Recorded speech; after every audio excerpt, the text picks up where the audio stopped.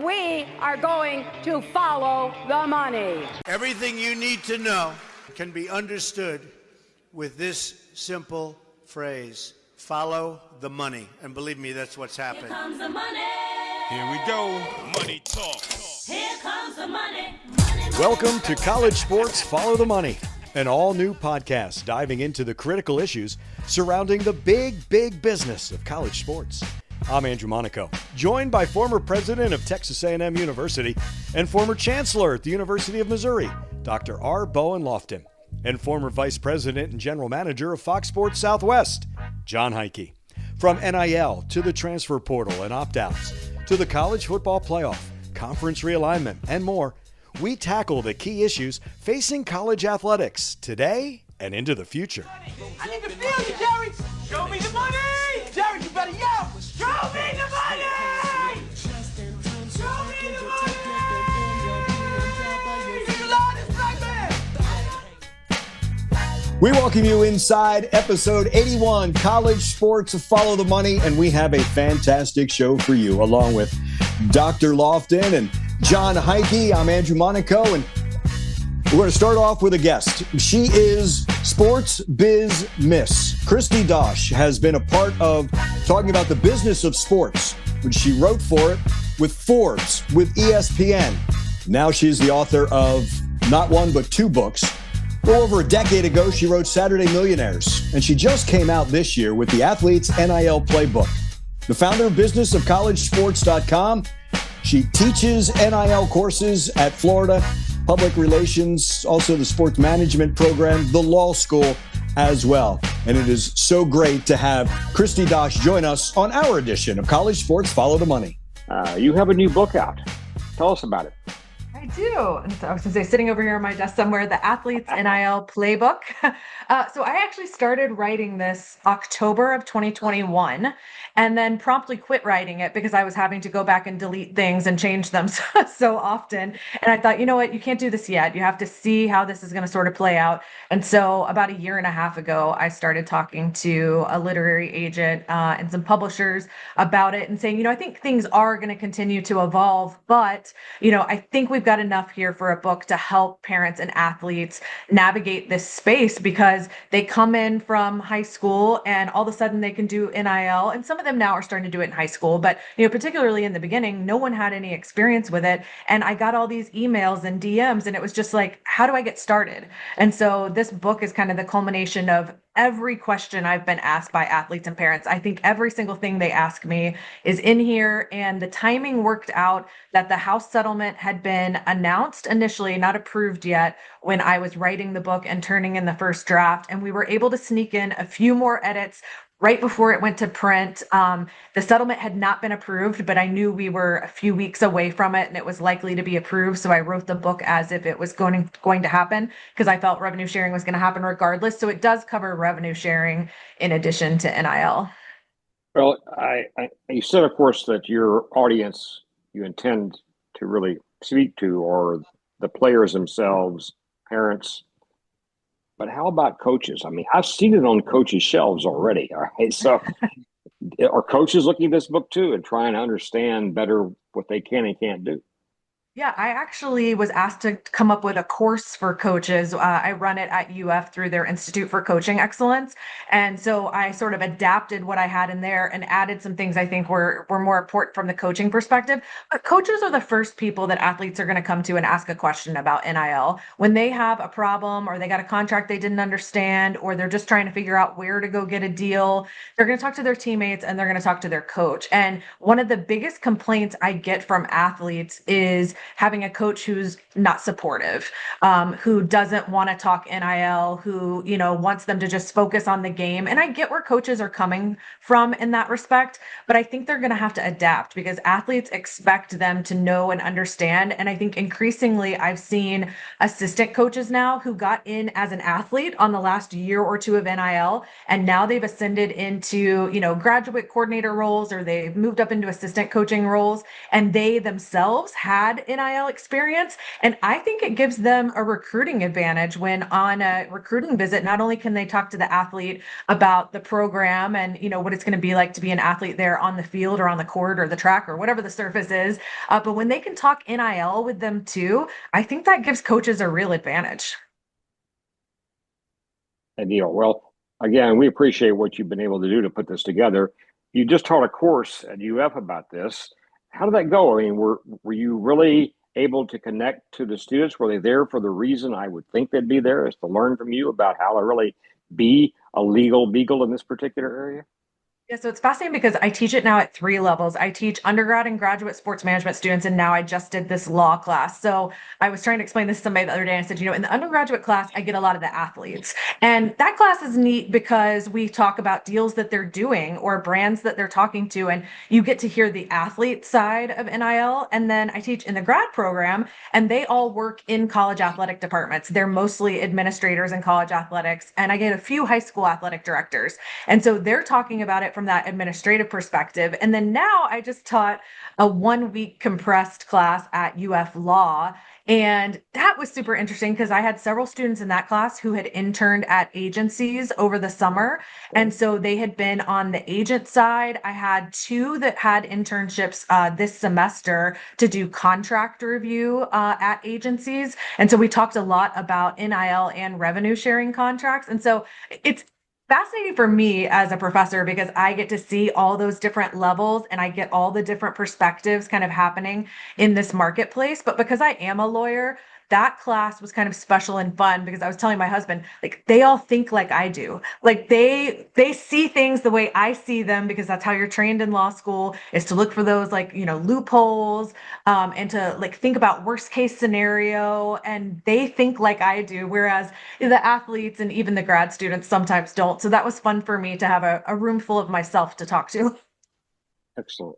Well, your book came out, you said, just as the House settlement was coming to a fruition. It's there now. July 1 is when things all began, just a short time ago.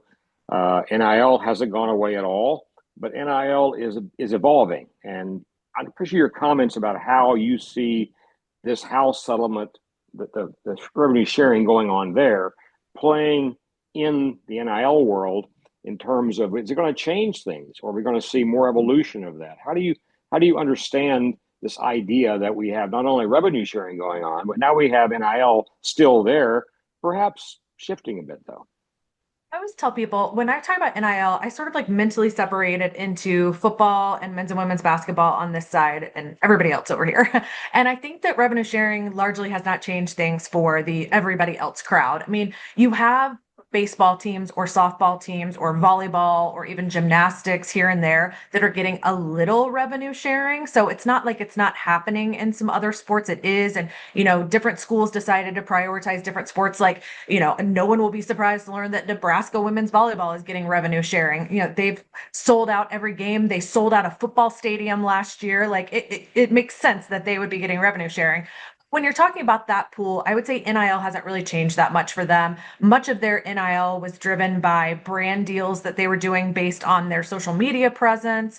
So for some of them, it was based on working with the collective, but not at the dollar amounts we see for football and men's and women's basketball. So I would say NIL hasn't really changed much for those sports.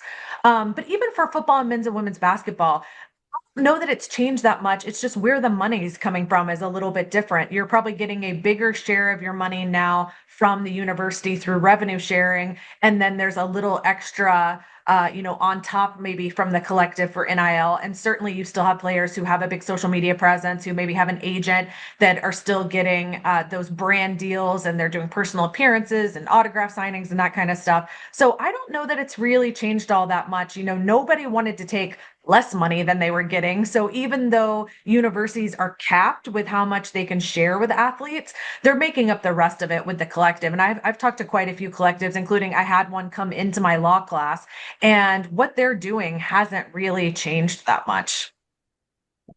Good. I've got one more question I want to come to in a little bit, but let me give Andrew and Jon here a chance to talk with you a bit as well. I think they have some interesting questions to pose. Kristi, I mean, from your background, so businessofcollegesports.com, By the way, on X, I was going to say Twitter, but I'm trying to be younger. On X or Instagram, Sports Biz Miss. You have been with Forbes and ESPN on this side. Did you see NIL coming with all that you've had your involvements with sports, law, the business side of college sports? Did you see NIL coming, and did you see some of the problems, but also some of the solutions? Yeah, so I'm always really honest about this because somewhere back there is my other book, Saturday Millionaires. That book was published in 2013. I started writing it in 2010, 2011, and I had a chapter that said that athletes were never going to get paid. So a decade ago, I did not believe we would get here because there were so many, and still there are so many things we haven't figured out. But I always thought that if we allowed this, how would we keep boosters from just paying athletes to go to a certain school? And as we've seen, that is what happens.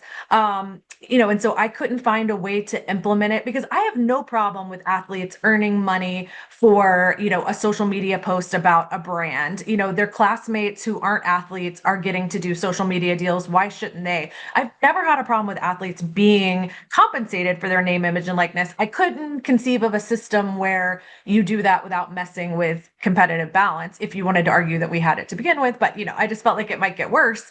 And so I did not see it coming then. But as soon as California passed the first state law on NIL, I actually called up my SEO coach for my website and I said, NIL is coming. I want my website to be ready for it. I want to be like the resource people go to for this. And that was in late 2019, early 2020. And then the pandemic gave me time to work on it and to sort of build it up. So at some point I read the tea leaves and I knew this was happening but I haven't always believed that. I am surprised we got here, but I guess it took, 10, 12 years from the time I said it wasn't going to happen until it finally did. A question for you on the collective aspect of it now. It seems like they're continuing to evolve. And I think, again, in the collective world, there's still going to be more pay for play than NIL, it sounds like, at least on the football, basketball side of it. I've seen the thing Blueprint yesterday came out and said they're going to try to go like the Multimedia Act as an agent. Schools are creating in-house agencies. All of these sort of seem like they don't pass the smell test in terms of what the NIL definition is. So what do you see that? And is there going to be something that, is the CSC going to be able to really, monitor that to try to level the playing field? So I talked to quite a few collectives, I would say, right before football season began, and we were talking about the College Sports Commission and how many deals they had that were hung up in the system. They hadn't been declined, but they also hadn't been approved. They were just hung up in the system, and some of them were for things that had already come and gone, like an athlete making an appearance at a sports bar in town, to kick off the season or whatever. And so there was a frustration about getting these things through, and there were kind of two different schools of thought. One was, we'll just stop putting stuff in here. Or two was, we're having trouble getting this amount past them. They're saying our deliverables aren't enough to justify that amount. We'll just send more deliverables. And who's going to check that the athlete, actually does all those things? If we put 2 pages of every social media post, every appearance, every autograph, everything the athlete's going to do to justify the dollar amount, the College Sports Commission has 4 employees, who's going to be policing that the athlete does all these things? And then I just heard today that the College Sports Commission was setting up a hotline for people to report, things they think aren't getting submitted to them. Who's monitoring the hotline and who is going to investigate all those things? Again, they have 4 employees, last I heard.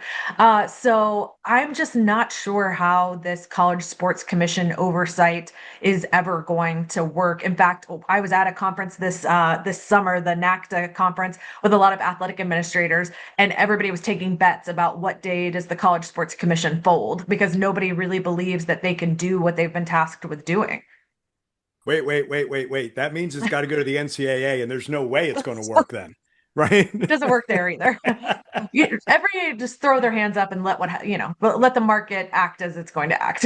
Kristi, I want to add to what Jon was saying, and to you, because I believe I saw on your the post that you had earlier last month, was not just that they just added the 4th person, but athletes have 5 days to apply, correct? But they never know if this deal, when it gets accepted or looked at, right? Like that's also been kind of a disconnect, has it not? Yeah, athletes have 5 days to turn in. They don't have to give the full contract, but they have to answer some questions and give the terms of the deal within 5 days of receiving it. And then the College Sports Commission, there is no time limit on when they can say yes or no. And that's why collectives have been frustrated because some of them have deals hung up in the system that haven't been approved or declined that are months old at this point because it started July 1st. And some that people put in July still haven't been accepted or declined at this point. And if you ask the CSC, what they would say is, well, the athlete can go ahead and do whatever it is. If it gets declined, they can either resubmit with different terms or they can give the money back. And so I think, I mean, I'm speaking for them, but I think from their perspective, these quick turnaround deals, especially like a guy has a big game on Saturday, makes a big play, they're going to get some offers for things. You're able to put merchandise up, maybe with, a key play or, a saying or what we saw it a lot after Florida State beat Alabama. There was some stuff that went up pretty fast from athletes with merchandise and brand deals. So the College Sports Commission, their thing is, well, go ahead and do it, but if we decline it, you're gonna have to give the money back. Like, I don't. That But doesn't there's work. also the arbitration. There's also the arbitration part. So if you're not even getting to it, how do you arbitrate? I see what you're saying. So when you're talking with, as you said, undergrads and with grads, and then with collective people like that, do agents now, do they need to be a little savvier in how to get it through the CSC? Yeah, I had an agent come speak in my law class as well, and we were talking about this. And that's when we kind of got into the conversation about, okay, nobody knows what their formula looks like exactly. They've kind of told us some of the factors that are in their formula to decide if this deal is within a reasonable range of compensation. That's what they keep calling it, not fair market value. They dumped that language, and now it's reasonable range of compensation. And it's based on the athletes following. It's based on sort of the brand of the school, the size of the market you're in. They say they look at comparable deals. So they have sort of a database of deals from a software provider that they can use to kind of see how much are similarly situated people making. And in the very beginning, they tried to say, well, collectives don't have a valid business purpose, so they can't, do these deals at all. They walked that back, and now they're supposed to be reviewing it just based on the value. And so when I talked to agents, one of them pulled up the app on his phone and showed me how many deals, that he is putting in that just aren't getting any decision at all. And so they're trying to be more detailed about the deliverables. Like, I think they're getting a better idea of, okay, at this dollar amount, if I have any shot of getting this through, it can't just be one Instagram post. I've got to do this many on this network, and like list out, not that the athlete's going to do four social media posts, but, 2 in-feed stories on Instagram, a story on Instagram, 2 TikToks, a YouTube short, 2 appearances of an hour, like they're having to give more detail about what each thing is to try to justify the dollar amount. And I would say, it's really only an issue with collectives, because if you do a deal with a brand, unless the brand is pretty intricately tied with the university, it has to be considered an associated entity, and there's factors that go into that. But if I'm doing a deal with, a lip gloss company that's not a sponsor at my university, it doesn't even have to undergo that value review. That is only for associated entities. And so really it ends up primarily only being for collective deals.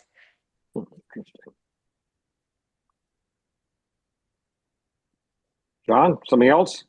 I've Well, got one more question to ask myself. Well, Kristi, I mean, I'm looking at this, and I think again that what you're talking about, those are all legitimate, and I think again those things should have been happening a long time ago. But then I see the other big deals, though, and again, I don't know if we'll ever find what the true value of what these student athletes are getting. I mean, I think even in the revenue sharing model, from what I've read, is that the schools aren't allowed or don't have to tell what an individual player is getting from that particular portion.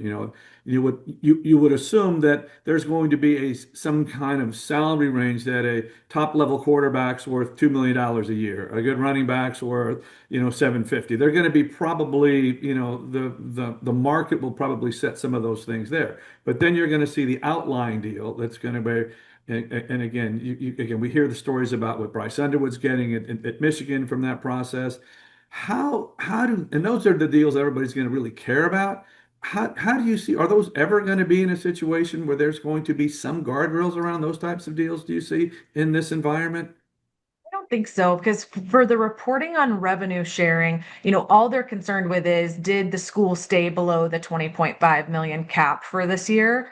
And they're not going to be disclosing that information publicly about what schools spent or even what sports or what players they spent that on. So I don't think we're going to get a lot of transparency with that. We've had some of the companies that are involved with the transactions on the collective side, like an Open Doors, they've put out reports based on the deal flow that they see through their software of what various positions might pay. Open Doors, I know, had one at the beginning of the football season, and they did try to break down, what schools were spending outside of revenue sharing, through the collective on NIL deals and how much different positions were worth and that sort of thing. But we're never going to have a clear picture of that. I don't think. The College Sports Commission has said that they will start putting out some data as well.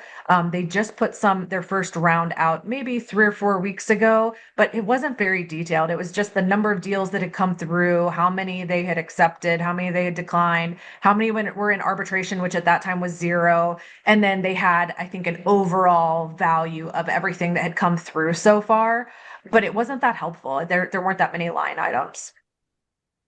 Yeah. So again, it leads me back to the point is that because there's a lot of shadow still in this process, that there's going to be, I'm not going to, but I'm going to guess everybody's looking for the advantage. And when there's no rules and regulations, that shadow area is only going to probably get larger and larger. And there are going to be certain programs that can probably play in that better than others because of, their alumni situation. So it just seems like, again, it's probably what all we're doing here is playing whack-a-mole on some of these things. And the big schools, we're never going to know what's going to happen on some of these deals. Other than what you read. And again, in today's, without the transparency, how do you separate fact from fiction? I think the only thing that's going to happen from a competitive balance standpoint is with the House settlement, we got these new roster limits. And so football is going to be 105. And at first, I am a group with a bunch of parents, and they were all excited because it's going to go from 85 scholarships to 105 that a school can fund. But what they weren't thinking about was that a lot of Power 4 programs were carrying 120, 130, 140, 150. I think somebody had 180, and they've got to get down to that 105. Now, this one time only, as it was implemented this year, they were able to put these roster tags on people where they wouldn't count against that total. But that's going to filter out over the next several years. And we're going to get to a point where every team is going to have to be down to 105. And so I think you're going to have some talent that might have gone to a certain school because they wanted to say they played for that school, but they were like in that the 120 to 130 range. They're going to get cut and not be there, and the talent's going to get pushed down a little just because of those roster limits. That's really the only thing I've seen in place that I have any faith might curb some of this, but it still doesn't change how much they can funnel to players, but it does change how many players they can funnel it to.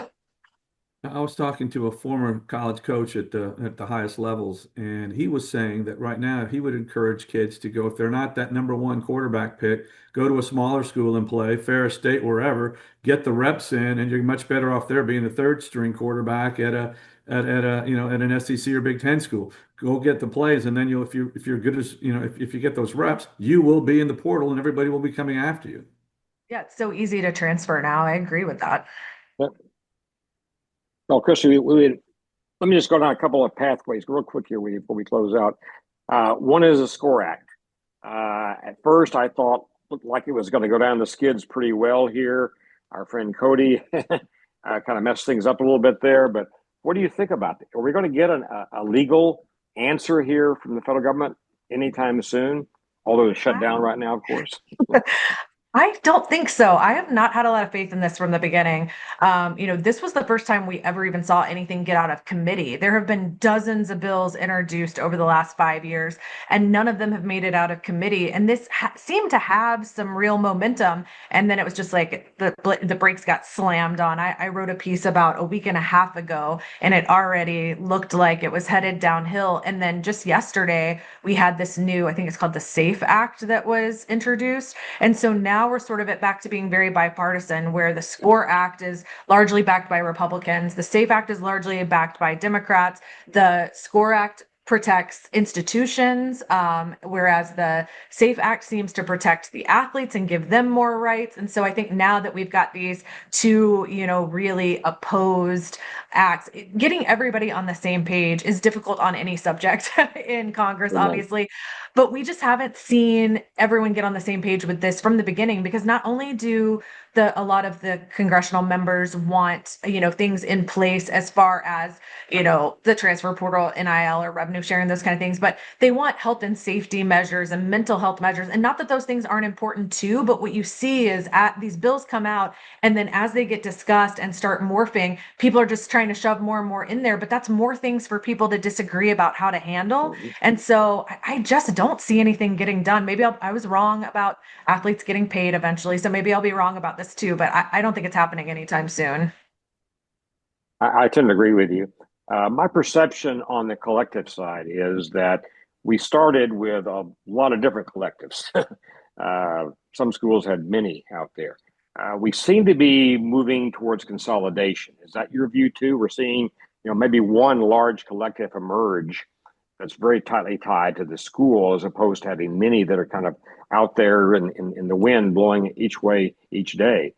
What do you think about this? Yeah, I agree. In the beginning, a lot of schools at least had two. They had a for-profit and a nonprofit.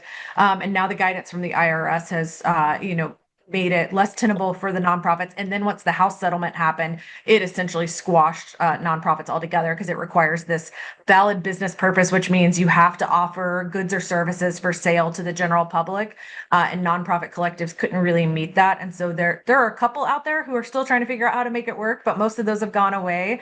And in the beginning with the for-profit collectives, I actually helped a few of them form. And I can tell you, one of the ones that formed at an ACC school, when they came to me, it was a big donor for that school, and there was already a collective there, and he called me and he just said, I hate that guy. I don't want him to have the collective. I want to have the collective.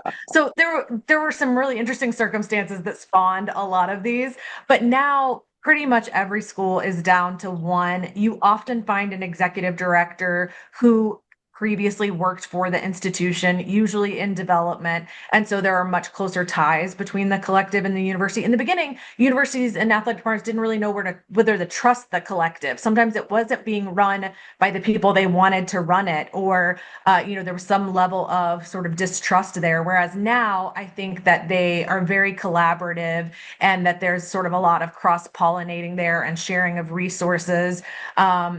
When the House settlement came out, a lot of people thought collectives were going to go away. I don't agree with that, because it allows you to go above and beyond the revenue share cap. So a few schools folded the collective into development in the athletic department, and I will be surprised if they don't pull it back out, because to me, there's every advantage to having it out. Not only can you go above and beyond revenue sharing, but collectives, if they're careful about how they do things, Title IX doesn't apply. So you're able to do some things over there that are a little more difficult to do within athletics. So I think they still play a really important role in the ecosystem.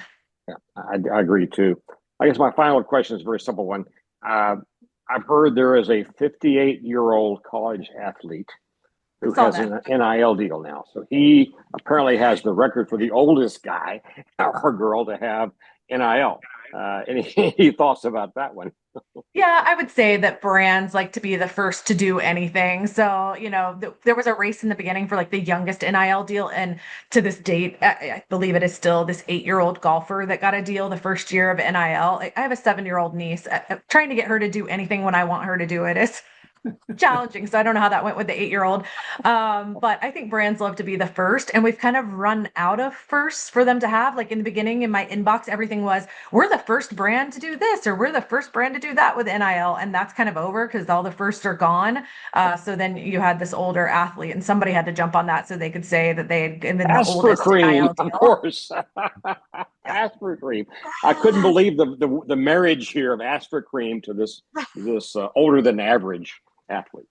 This is beautiful. Athlete influencers convert better than regular influencers do. In fact, I just did some research on it the other day, and brands, and all these studies show athletes convert better than non-athletes do. So if you're an athlete and you want to be doing NIL deals, like, you're in a pretty good position if you just start putting yourself out there.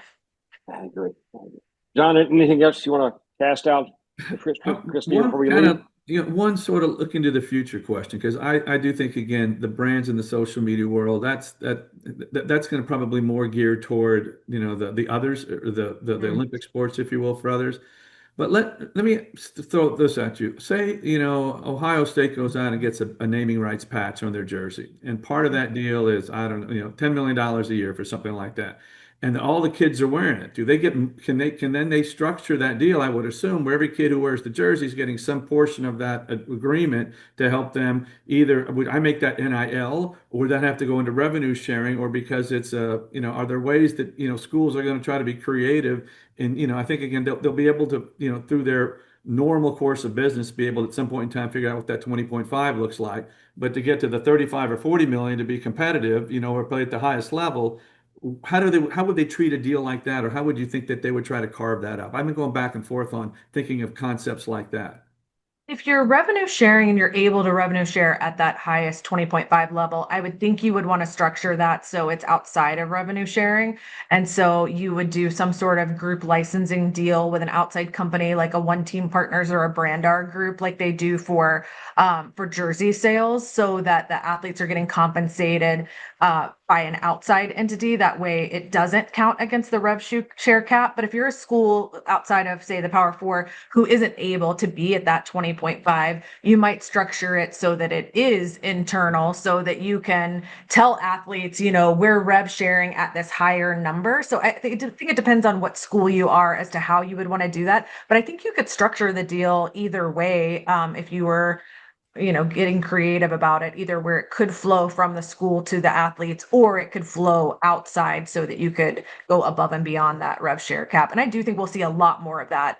A lot of sponsors now are coming in and they want to work not only with the university to do, signage or whatever it is, but they also want to cut separate NIL deals with athletes, but they want the athletes to be able to wear, the jersey and film on the field and that kind of stuff. And so you are seeing more of these sort of collaborative, they call them co-branding opportunities. And we did not see that in the first, year or so of NIL, because at that point, athletic departments were like, they were keeping it at arm's length. Like, you go do your NIL over here, we'll do our stuff over here. We're not going to help facilitate deals. And now, some of them, somebody mentioned earlier, now some of them are forming agencies, within the athletic department to go out and get more of this. And so it has been a big shift over just 4 years, from athletic departments wanting to be really hands off and NIL wasn't their problem and they weren't going to help facilitate it, to now it's a recruiting advantage to offer as many opportunities as possible. And so we see athletic departments getting more and more creative with their support. Amen. Well, you've been very, very generous with your time today, Kristi. Appreciate it very much. You have this unique position you're at. You've been doing a lot of work for a long time in terms of the business of college sports, and all of a sudden, beginning in 2021, we had this new thing, NIL, on the scene, and now we got House on the scene. So you've been able to watch the evolution, because you were there at the beginning of this whole thing. You've watched the evolution of it, and I think you have an extraordinarily good perch to view this from. Well, thank you. It's been fun. I've seen it change athletes' lives and change their trajectories after graduation. And so it's been really cool to sort of be in on it from the beginning and see how that evolution has happened. And I appreciate you guys for letting me come chat about it. Interesting to me, you also have another whole series of books you're working on, which I find fascinating. Not for us, exactly. Did you know, John, she is an author of children's books as well. I've got romance books. So let's see. I've got some of them sitting on my desk. Yeah. And I'm working on a sports romance now, crossing my two worlds. Sports romance. I had not heard about that one yet. Wow, that's interesting. It's a very hot category right now. The readers gotten it's particularly for hockey. So it has been an advantageous time for hockey players, because women all over the country are swooning over them after reading people's hockey romance books. Yeah. Well, at least one has a very good contract right now, anyway. One of my former colleagues at Fox used to write those, and I thought, okay, that's kind of weird, but she's killing it now. So yeah. Yeah. They're big. John, You I too. said I was not going to mix my two worlds, that I was not going to write sports romance. And I had several agents who were like, if you would just write a sports romance. So I was like, okay. But I really only report on college sports. So I was like, it's got to be a sport I don't really cover. So I'm a huge Major League Baseball fan, but I haven't written about baseball in years and years and years as a journalist. So the book has a Major League Baseball player because I can kind of keep that separate from my sports life. Neat. Well, I you love are it. you are the multifaceted person. That's all I can say. Congratulations, and thanks for all you do for us. Yeah, thanks for having me, guys. Thank you, Kristi. Good luck with Thanks. everything. Thank you. Bye. We thank Kristi Dosh for staying with us and being with us. She is the author of the Athletes NIL Playbook, and I find it fascinating that it was a little over a decade. Saturday Millionaires, and they dovetail one another. Businessofcollegesports.com is her site, and Sports Biz Miss on X as well as Instagram. More of the topics that we have here on our College Sports Follow the Money with Dr. Loftin and Jon Heidtke. You know, we were talking about those collectives. Dr. Loftin, Jon, it seems like now there's a coalescing of these collectives that with some schools, they were almost competing against one another for the right reason, but they were kind of going the wrong way about it. Did July 1 kind of help coalesce all of these collectives? It wasn't just July 1, Andrew. I think just the whole multi-year experience of NIL. Finally, after the House settlement, it seemed like there was freedom for the schools to be more directly involved. That's the key. And so nobody wants to have all this competition going on between different collectives vying for this athlete and that athlete and trying to one up one another. So there seemed to be a moment here when this could happen. At Texas A&M, as you know, we had collectives, plural. We then had the internal part of A&M world anyway, group that funds athletics here a lot, 12th Man Foundation, try to get their own thing going inside of themselves. And the IRS came back to them after they asked for a ruling and said, no, you can't do it that way. And so that led to what we have now at Texas A&M, which is Texas Aggies United, which is a large umbrella, not controlled by 12th Man Foundation directly or by the university directly, but it has deep roots in each side, and it seems to be working well now to give us a single forum for these kinds of NIL contracts to be formulated and dealt with. I've worked both inside of them and outside of them a bit, a small scale, obviously, and I think it's working pretty well right now. That's my sense. Jon, you have a better viewpoint than I have, probably. What do you think about the way things are right now? Again, as we talked to Kristi about, I think again the traditional NIL, what you're talking about, again, name, image, and likeness, not cut and dried, but it's there's a game plan for that, using that player's interest. I do some posts, I make an appearance, I sign a few autographs. I mean, that seems to be the standard.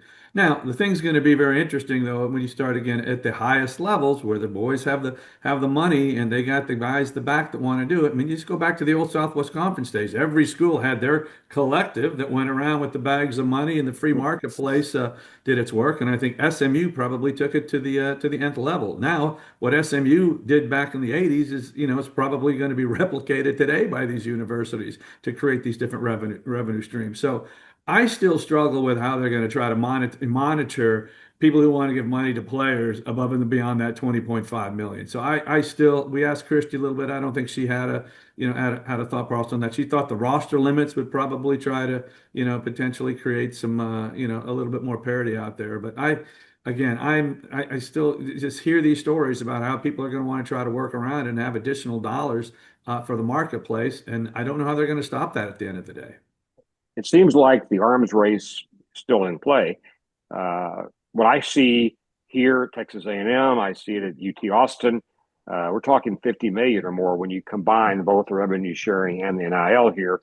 We're talking about 20 million plus 30 million being a typical thing for these level of schools to work with. Ohio Yeah. State at least is at level for higher than that. If These you're going to are be in the CFP, you're going to be at 50 million or above, unless exactly. So that you seems got to to be the catch lightning in a normal, bottle. shall we say here. And the details obviously are going to be a little bit variable from school to school. You'll have football being the big player, obviously, probably men's basketball, as Andrew said. But we'll have other schools, depending on who they are. Texas Tech might go for softball. Certainly Oklahoma might. And then Nebraska goes for volleyball as being a special piece of their world of revenue sharing. Texas A&M made a decision to go with 6 sports only. That's sort of unique in a way, but it's understandable.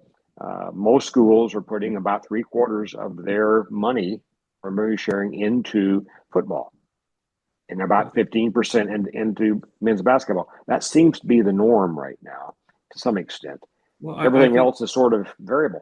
Yeah, and I think again, that's a place where people start. But again, it's what do you do with all this additional revenue coming in that's outside of the revenue sharing? We're still calling it NIL, which is again to me sort of a misnomer. I mean, it's still that how do you put regulations around pay for play? That's going to be interesting. Or again, a transfer quarterback comes in, or somebody who wasn't expected to be your third team guy comes in, starts to play well, and now he's in the Heisman conversations. What does that do to the revenue there? And again, the NILs or that outside revenue forces, they're going to be the ones that are going to take you from 20 and a half to 30, 40, 50 million. And again, those are, I mean, it's going to be hard to rain another 20 million through legitimate NIL opportunities, no matter if you had Johnny Manziel back playing football today. I agree. And Johnny's bar is closed.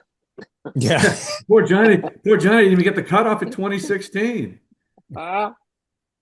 No, he didn't get to that. No, he didn't.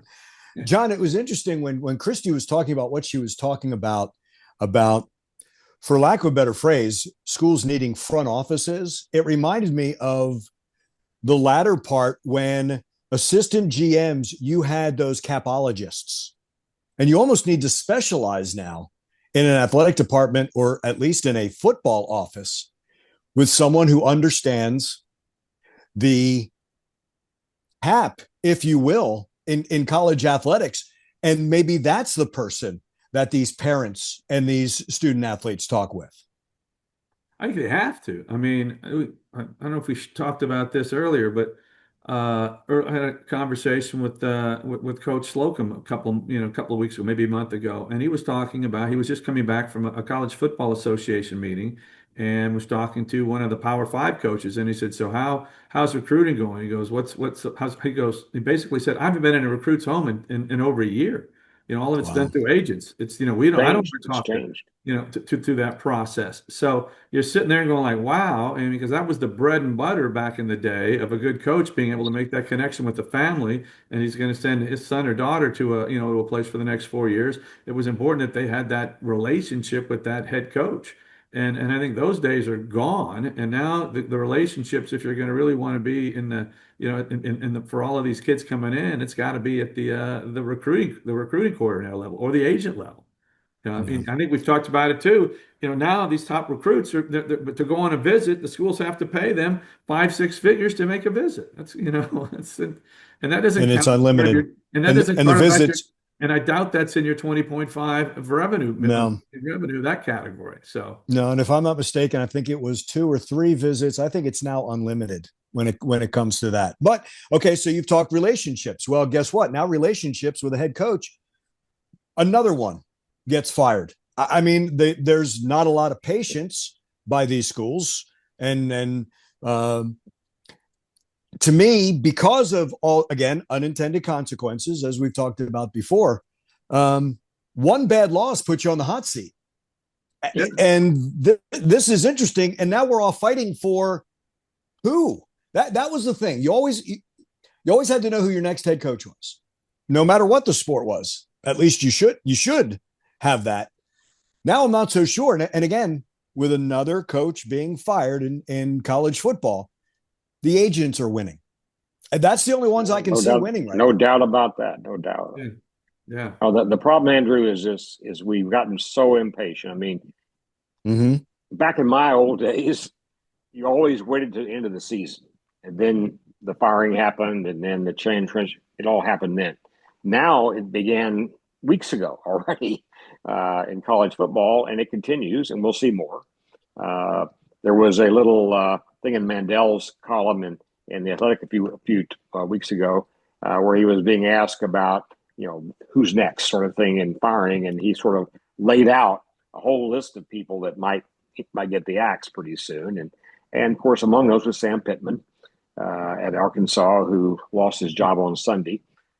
I am not at all surprised by the firing. I'm surprised they did it at the time they did, because his contract is unique. He had the most incentive-laden contract I've ever seen at a detail level. In the sense, his contract said that if you win or if you lose, this is what happens to you in terms of discrete amounts of money being taken away or added to. It was a very detailed contract, and everybody at the time who saw it thought this is really weird to give him this kind of details as far as how we're going to see him progress as a coach. And yet here it is, and they'd waited until they lost one more game.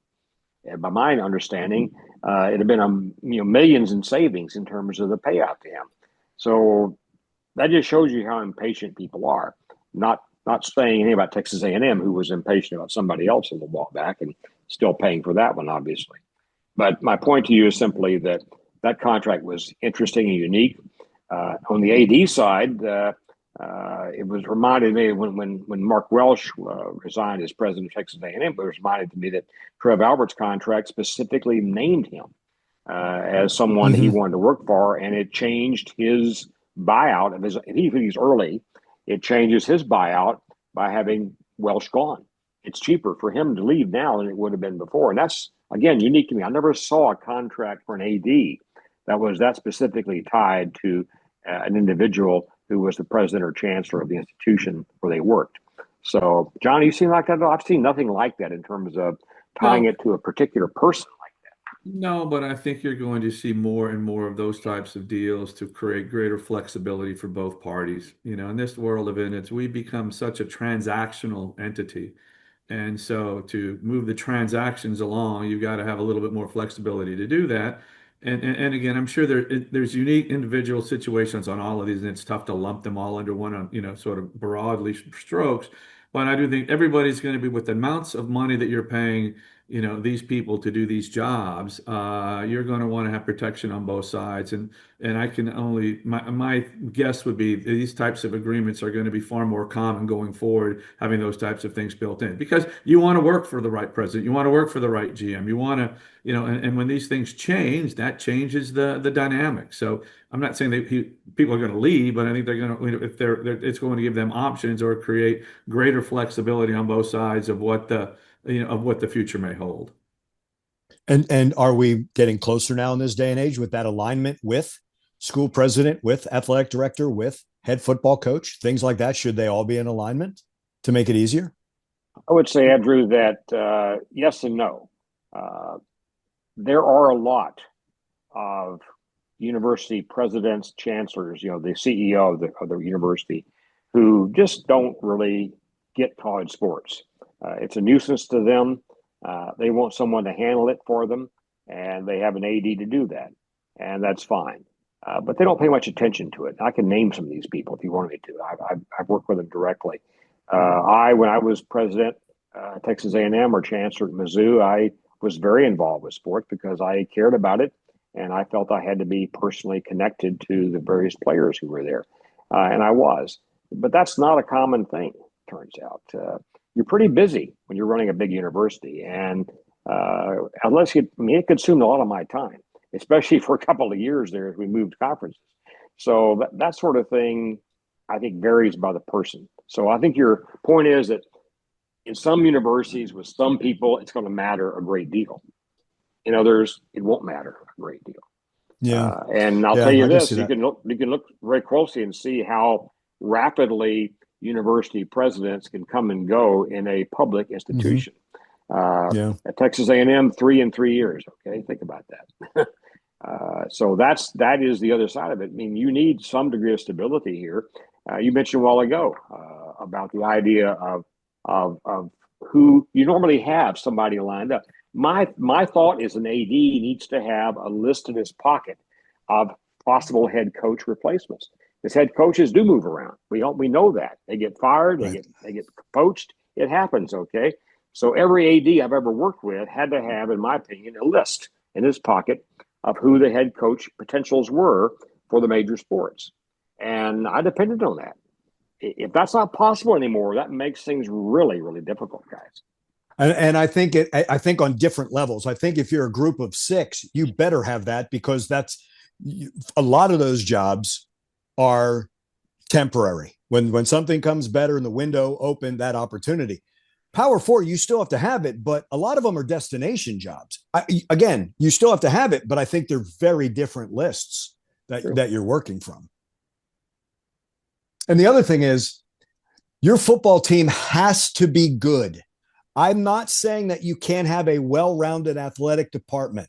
Football is the moneymaker. Fans are saying, "Hey, well, right, we're great at softball and we're good." Football has to be good. Most season tickets, the most money.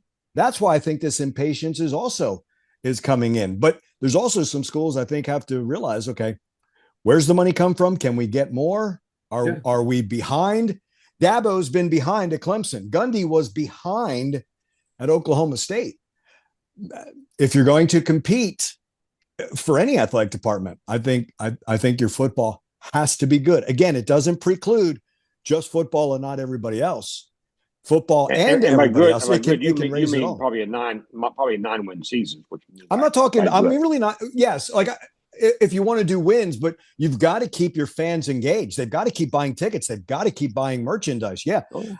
Can you get away with a 6-6 every once in a while? Maybe every once in a while, but you need to be consistently good to keep them engaged. Again, I've never seen the impatience like this. I'm with you, Dr. Loftin. It's getting worse every year. And Oklahoma State, you see a guy who's been there for, in one way or another, a long time. I mean, played there all the way to being head coach there. A lot of years there, and yet with a very, very bad series of situations in terms of the win record, gone. Yeah, and you have a and I don't know if it fixes it. That's the other thing. I don't know if it fixes it. In Oklahoma, you've got this problem between two schools that are unequal, but always want to be equal in a sense, or at least one wants to be equal to the other one. Yeah. Texas is a little bit different. We have two really big schools here that are pretty darn good typically. It's a big state. You've got lots of universities in Texas. You've got some privates like TCU and SMU that make it work. And you've got a Texas Tech, which is coming along, guess what, fueled by at least one individual who really believes hard that he can make this school something special right now. Yeah. So it's a big state, though. Oklahoma's a pretty small state by comparison. Missouri was a small state by comparison. So I've been to both kinds of these states here, basically, and the dynamics somewhat changed there. If you look at Oklahoma State, one of the things that allowed Gundy to stay there forever, and I think Oklahoma State always punched above its weight class, was they had the original Cody Campbell and T. Boone Pickens back in the day. And so, I got stories, guys. I got stories about T. Boone. Right, and he, again, what he did in his philanthropic efforts for the university, and putting especially into sports, kept them punching above their weight class. So. Again, these types of individuals or collectives or however you want to look at it are going to have a lot of, I think a lot of say in that. And what makes it easier, I think, at an Oklahoma State or a Tech is you've got one or two. If you're at a big school where you got 9 or 10 of these guys, all button horns in the back room, it'd be interesting to see if they could all agree on the same thing or what's the right important thing to do. And so I think that sometimes can be helpful. Sometimes again, it's interesting to see. It's again, somebody mentioned alignment earlier, but how do you get all of those elements aligned to do to do the right thing, and that's the $64,000 question, and it's hard.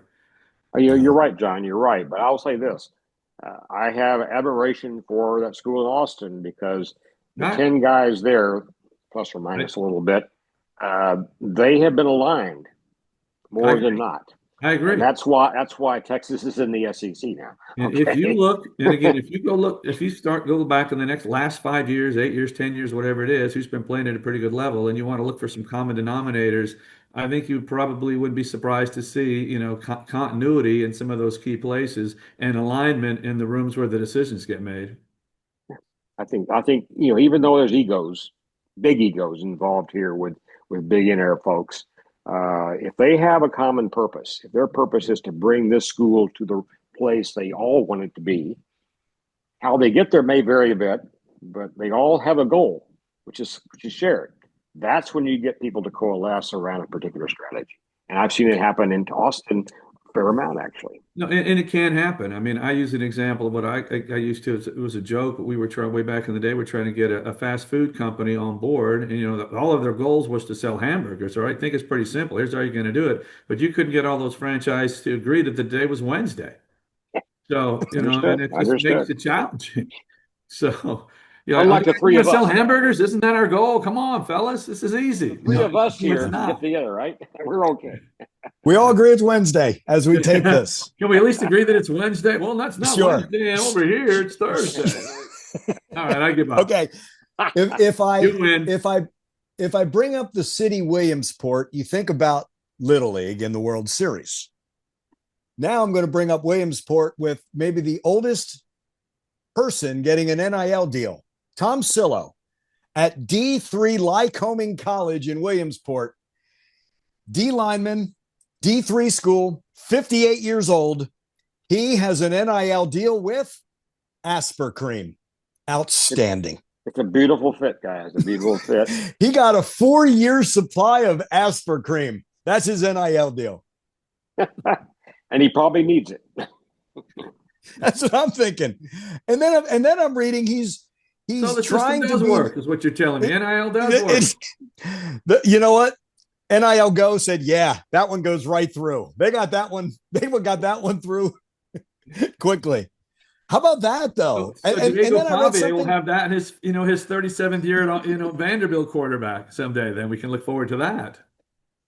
And Andrew, you're only 35. You're only 35 years old, Andrew. You got a long way. That's all. That's all I am. Yeah, yeah. Cream. Just a number of times. I've been 35 a number of times, for sure. But I saw that deal and I was like, outstanding. Good for Tom. Good for Tom. I thought it was going to be like, okay, 58-year-old long snapper, 58-year-old holder. Nah, he's on the D line. He actually wears a number smaller than his age. He wears number 40. I love it. Sometimes it does dovetail beautifully, doesn't it? Sometimes it works. Here's Absolutely. my story, guys. My wife has a dream. She's an equestrian. She does dressage. It's her favorite thing to do. And in dressage, there's a thing called the century ride, when the sum of your age and the horse's age are 100 or more. That's my wife's current focus, is getting that century ride done. Yes. Think about yes. that. That's awesome. That's tremendous. And there's nothing like that relationship between horse rider and horse. Correct, Dr. Loftin? That's my wife and her horse are a lot closer than you want them to be sometimes. It's okay. She doesn't watch this podcast very often, luckily. Gotcha. She's not alone. It ended about 5 minutes early, so she doesn't. Thank you, guys. Fun show. Very fun show today, for sure. For Dr. Loftin, for Jon Heidtke, and our thanks to Kristi Dosh for joining us and talking about her book. It is the Athlete's NIL Handbook, and you can catch her at business@collegesports.com. She's the founder and the owner of that website as well, Sports Biz Miss on X and on Instagram. And for Nick Savage, I'm Andrew Monaco. We thank you so much for joining us for this edition. College Sports, Follow the Money. We'll see you next time. So long, everybody.